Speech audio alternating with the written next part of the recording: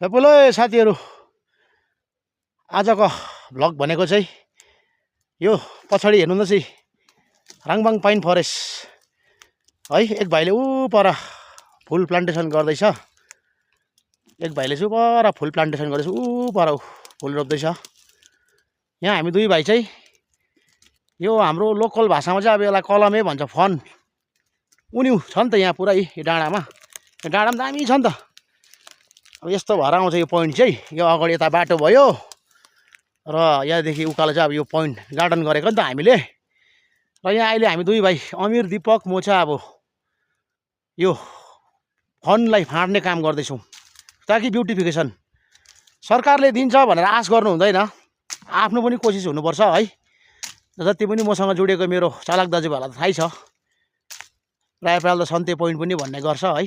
यो हो खास राङबाङ पाइन फरेस्ट चाहिँ हामी कोसिस गर्दैछौँ सुन्दरताको लागि। अब दार्जिलिङमा बाँचेको ठुलो नोकरी भनेकै टुरिज्म हो है, यसलाई नै संरक्षण गर्नुपर्छ। अहिले अफ सिजन छ, काम छैन, तर कलामे चाहिँ डलाल छ नि यो फनको। इङ्ग्लिसमा चाहिँ फन भन्छ। अब यो झ्याङ कठिन छ फाँड्नु पनि। गमबुट लाएर चाहिँ रातो सुनको बुट लाएर चाहिँ फाँड्दैछौँ हामी। ल साथीभाइ हो, यो पोइन्टको लागि चाहिँ यसो साथीभाइहरूले पनि कोसिस गरौँ, सेयर गरिदिउँ। हामी कोसिस जारी गर्दैछौँ यसको लागि, प्रमोटिङको लागि।